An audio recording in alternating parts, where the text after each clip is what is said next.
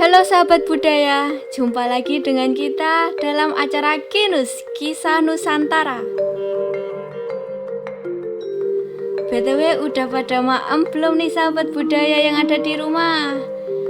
Kali ini aku bakal ngajakin sahabat budaya untuk mengenal kerajinan patung di Provinsi Jawa Tengah, yaitu Kabupaten Magelang, tepatnya di Kecamatan Muntilan, di Sanggar Patung Jayaprana.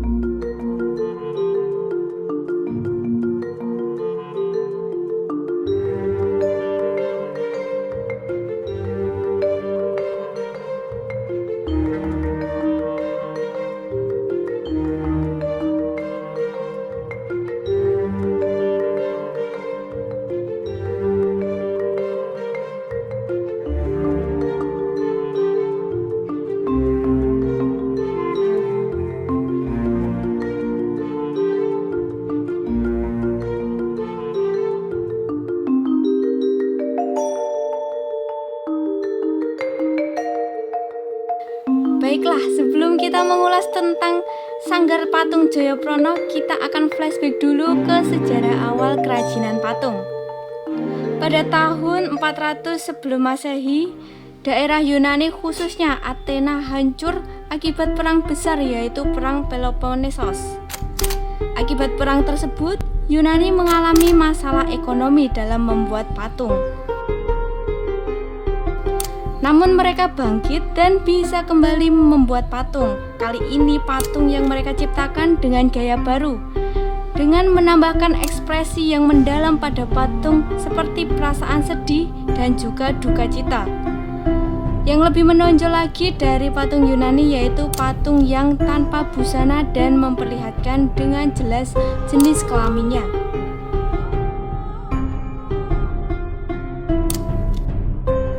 Kasih tahu contohnya ya, kayak patung Hermes dan bayi Dionysos karya Praxiteles. Nah, nek dinggo zaman Romawi, bentuk dari patungnya hampir sama dengan zaman Yunani kuno. Masih dengan tampilan yang vulgar, namun patung pada zaman Romawi lebih tertarik pada realitas. Mereka lebih suka menggambarkan tokoh-tokoh tertentu dengan sangat mirip dengan aslinya. Sekarang kita kembali lagi pada zaman 2022 di Sanggar Patung Jayaprana. Awal mulanya Sanggar Jayaprana didirikan oleh Mbah Dolkamet Jayaprana yang lebih akrab dipanggil dengan Mbah Prana. Awalnya bapak dari Mbah Prana juga seorang pengrajin patung. Ternyata Mbah Prana sangat tertarik dengan dunia patung dan melanjutkan keahlian memahat dengan mendirikan Sanggar Patung Jayaprana pada tahun 1961.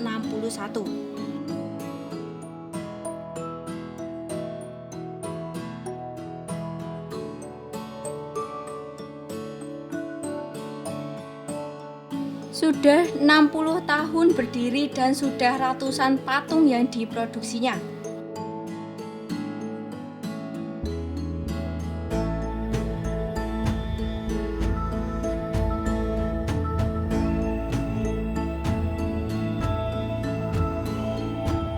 Aku bakalan ngajakin kalian untuk melihat koleksi patungnya yang pertama.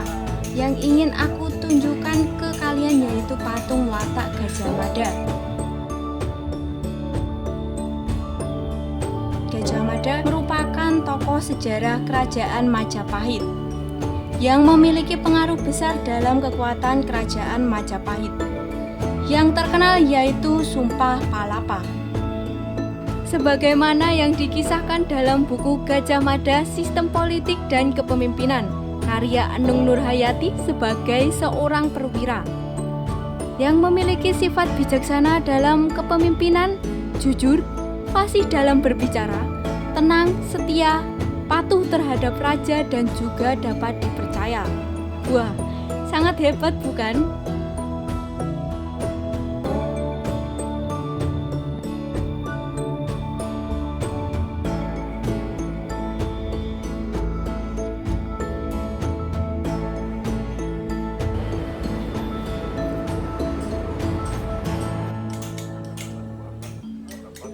Untuk yang kedua, aku bakalan ngenalin ke kalian patung Dewi Saraswati, di mana Dewi Saraswati merupakan simbol dari kekuatan Ida Sang Hyang Widiwasa.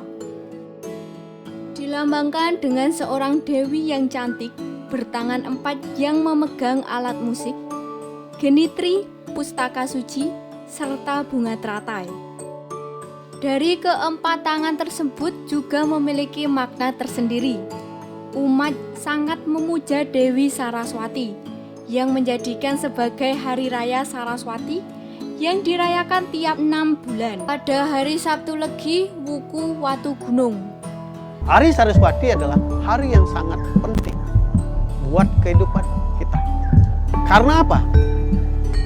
Turunnya ilmu pengetahuan berarti menghilangkan awidya atau kebodohan bagi manusia itu sendiri dan memberikan widya atau pengetahuan kepada umat manusia.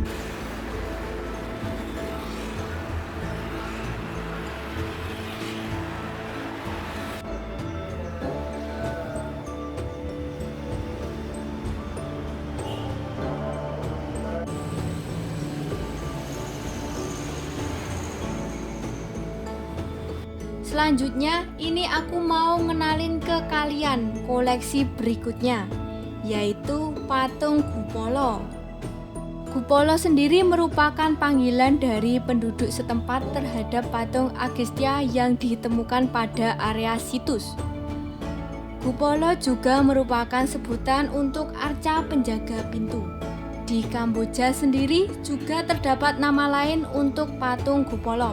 Patung Gupala sangat banyak diminati untuk menjaga gerbang pintu.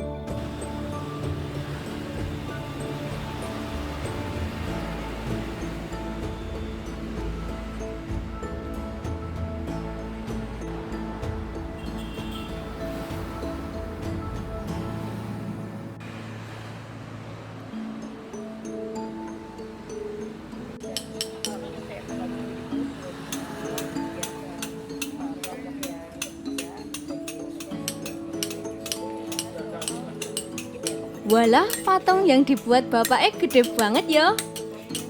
Patung singa dibuat sangat mirip dengan aslinya.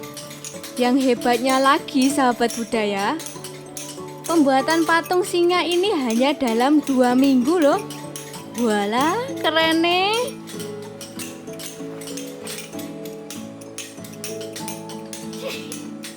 Patung ini diperkirakan akan selesai pertengahan tahun ini.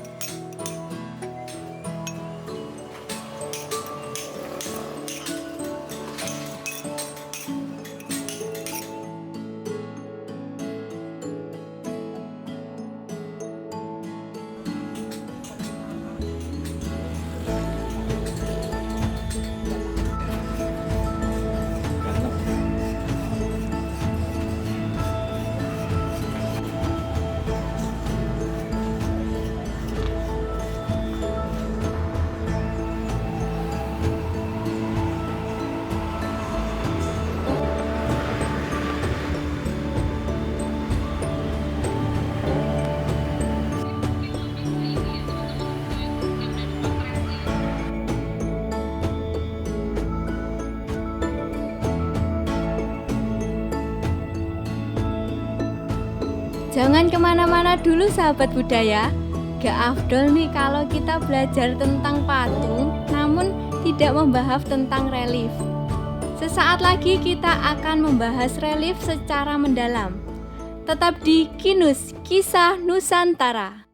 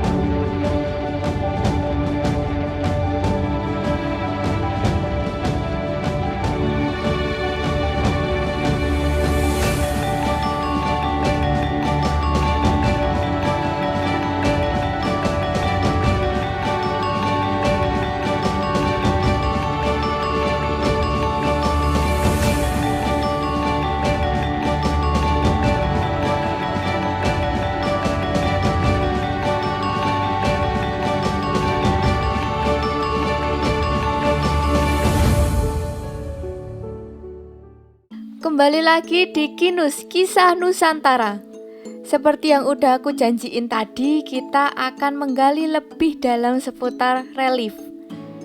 Di Sanggar Jayaprana bukan hanya produksi patung saja, namun juga terdapat relief.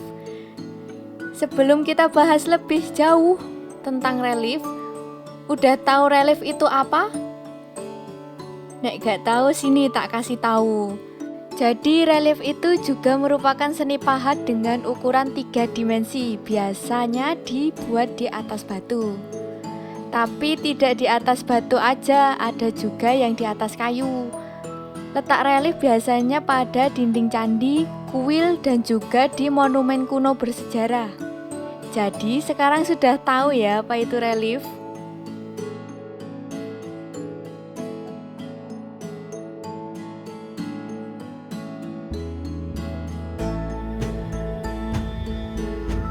Pada zaman Yunani kuno juga sudah ada relief. Relief pada zaman Yunani kuno menggambarkan eksploitasi militer melalui perumpamaan mitologi. Contohnya seperti relief mengenai pertempuran antara bangsa Athena dan ras Kentaur yang melambangkan penaklukan antara kaum berperadaban dan kaum yang tidak berperadaban. Tidak hanya zaman Yunani kuno, namun pada zaman Romawi juga sudah ada relief. Bangsa Romawi lebih suka menggunakan gaya dokumenter, juga berisi tentang pertempuran. Contohnya ada pada pilar Trajan, yang dibuat untuk menunjukkan kebebasan bangsa Romawi. Pilar Trajan menceritakan tentang perang Romawi dan Trakia yang dipimpin langsung oleh Kaisar Romawi. Relief tersebut merupakan relief yang paling terkenal dari zaman Romawi karena dibuat dengan panjang sekitar 650 kaki memutar pilar dan menunjukkan sekitar 2.500 orang. Relief tersebut juga memiliki unsur-unsur pemandangan alam, hutan, hewan, kapal laut, dan juga masih banyak yang lain. Tidak kalah keren, di Sanggar Pahat Jayaprana juga memproduksi berbagai jenis relief, seperti duplikat dari relief Candi Borobudur. Yang ada di sini itu sangat persis dengan yang ada pada relief Candi Borobudur, mulai dari detail orang-orangnya sampai ke bentuk-bentuknya. Tidak hanya duplikat relief dari Candi Borobudur, namun ada juga relief dari Dewi Saraswati. Selain itu juga ada relief dari para pahlawan, ada relief Pangeran Diponegoro, ada juga relief Jenderal Sudirman.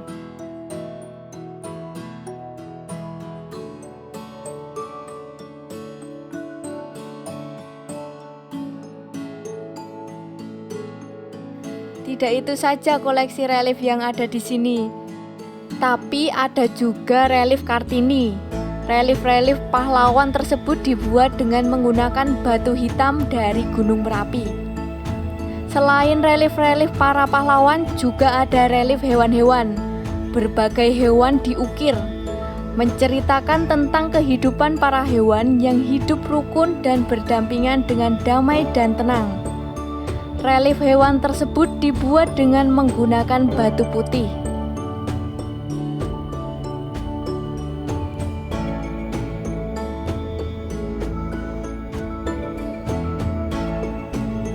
Sebuah daerah tidak akan jauh dan tidak akan hilang dari hal-hal mistis atau hanya sebuah kebetulan yang dikait-kaitkan.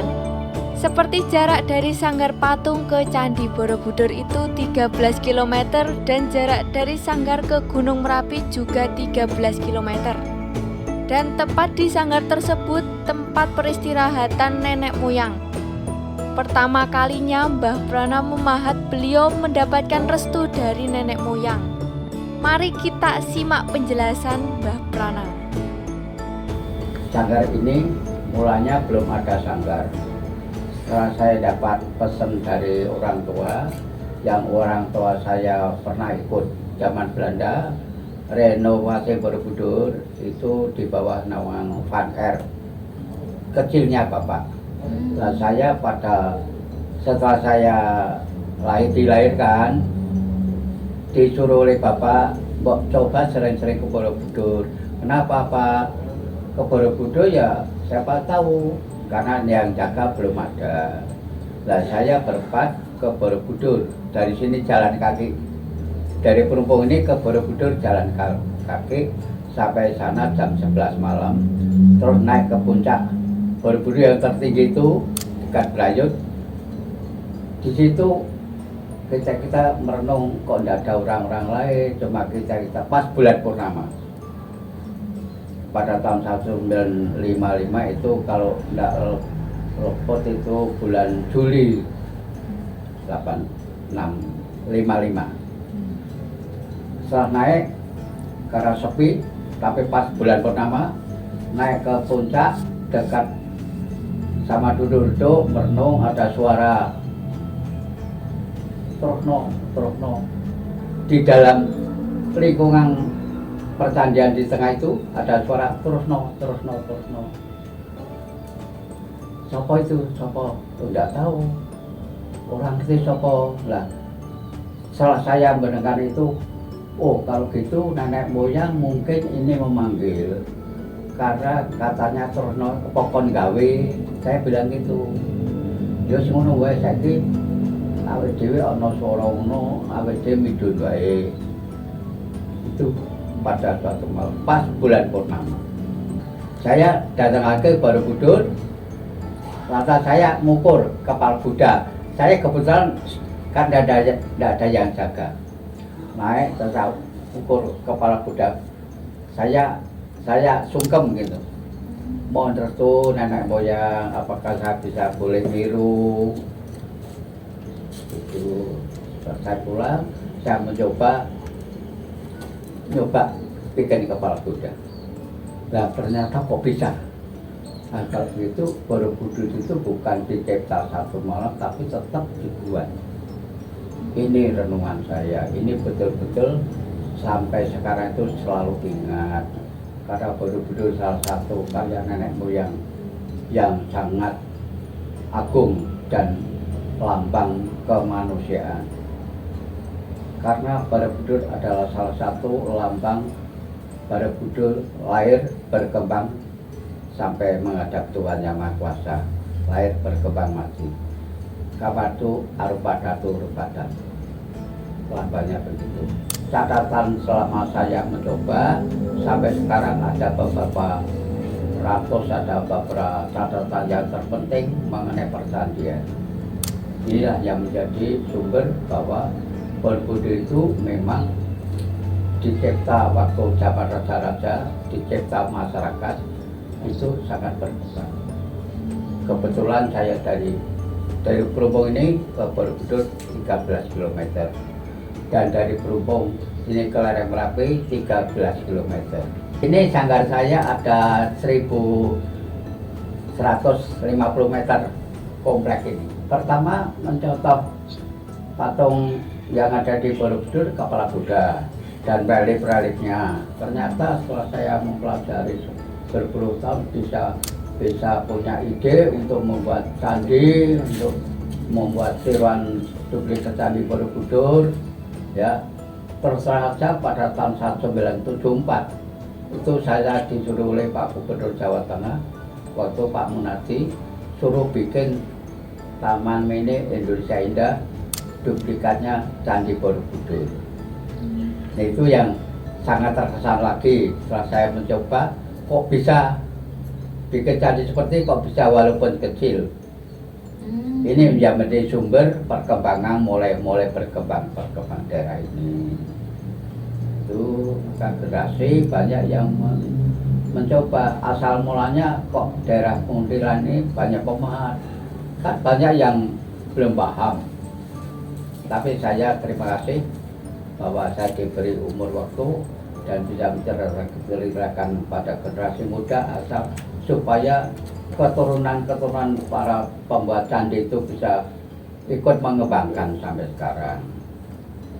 Terima kasih kepada alamnya dan saya ceritakan nanti saya lebih dari 20 duplikat. Jangan kemana-mana dulu sahabat budaya, kita akan kembali lagi dan tentunya dengan pembahasan yang tak kalah menarik. Tetap di Kinus Kisah Nusantara.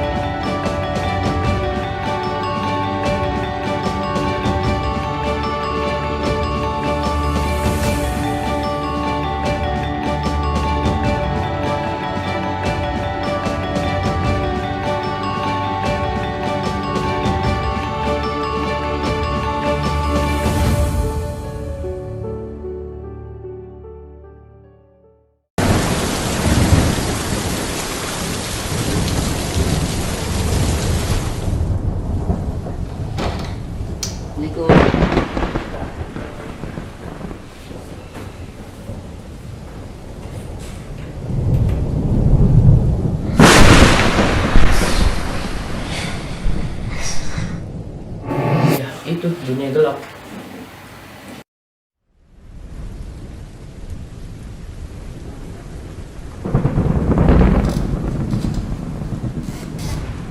Barusan termasuk narkoba ya kak?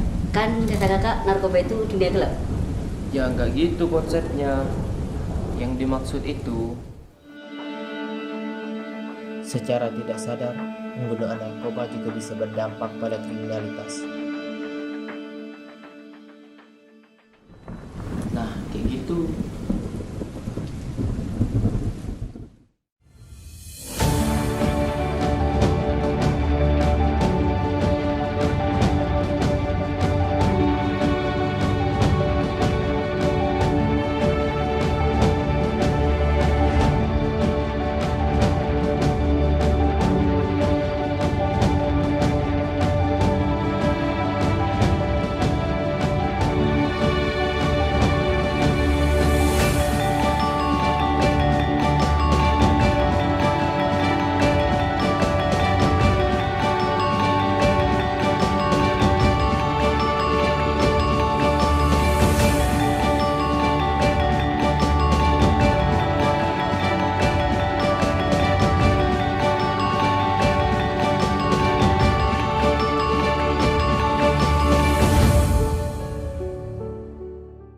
Kembali lagi di Kinus Kisah Nusantara. Seperti yang udah aku janjiin tadi, kita akan membahas seputar hal-hal menarik dari daerah Magelang dan juga tradisi di masyarakatnya.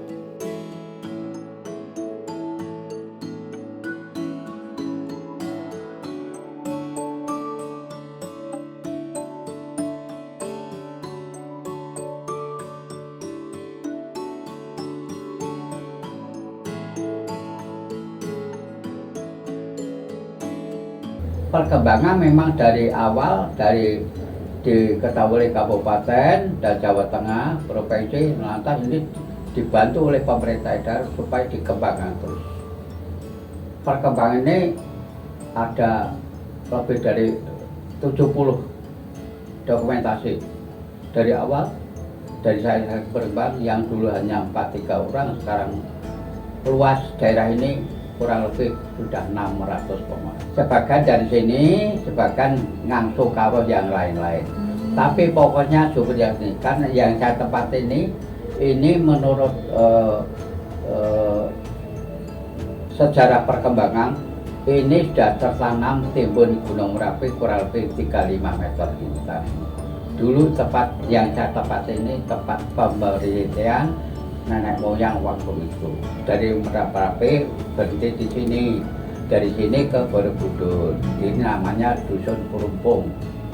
Cara Jawane kepruyung, yo let. Itu asli, saya matur ini ada beberapa bukti. Saya buat monumen bambu runcing itu kedalaman 5 meter untuk dalamnya. Itu saya temukan benda purbakala asli dari kuno. Ya, jadi saya sampai sekarang ini lebih syukur bahwa perkembangan Borobudur di lingkup ini sekarang berkembang. Ini yang saya ketahui. Maka selanjutnya nanti untuk mengenai percandaian, saya kecuali memahat tiruan patung-patung maupun relief-reliefnya maupun pembuat percandaian, memang saya hobinya membuat arsitek candi-candi. Itu banyak bukti-buktinya. Begitu ya penjelasan dari Mbah Prana mengenai awal mulainya beliau memahat. Sekarang begitu banyak masyarakat yang berprofesi sebagai tukang pahat.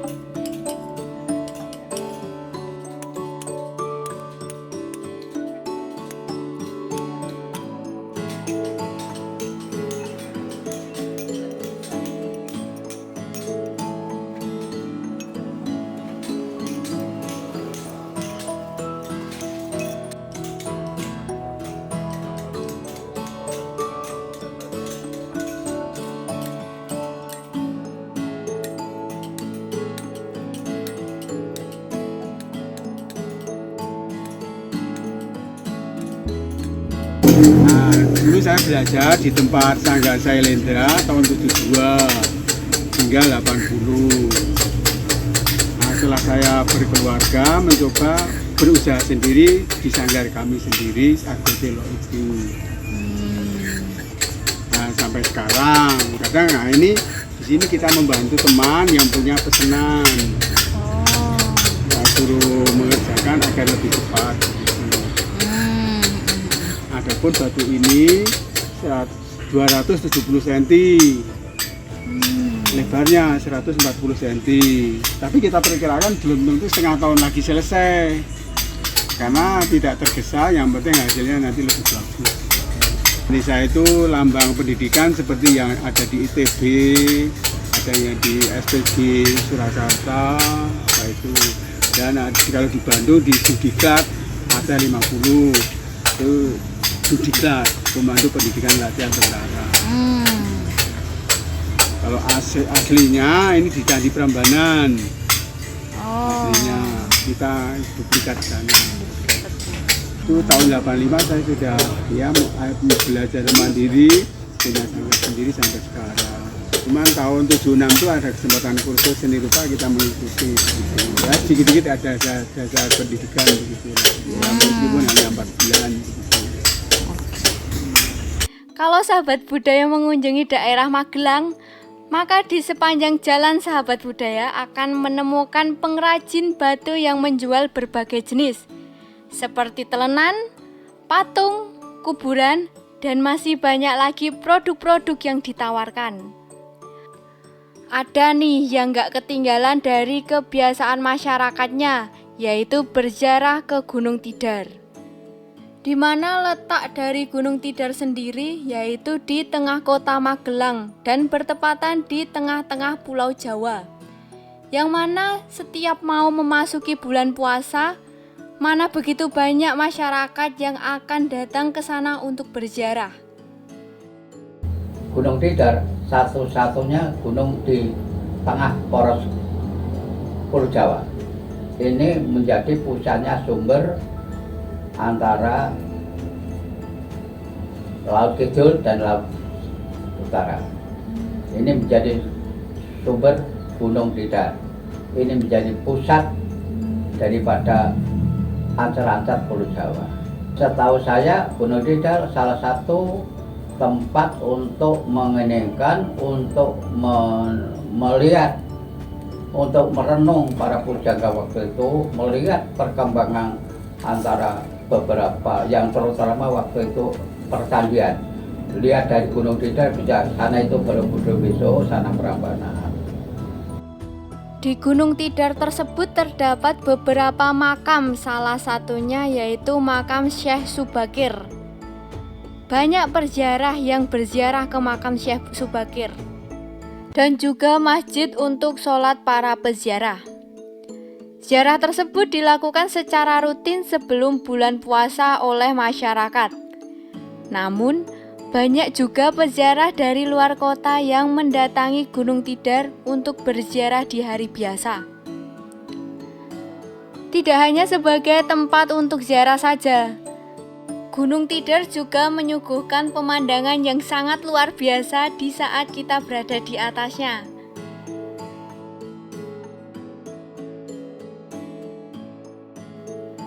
Sudah tidak terasa nih sahabat budaya, udah 30 menit kita belajar mengenai kerajinan patung di Sanggar Pahat Jayaprana.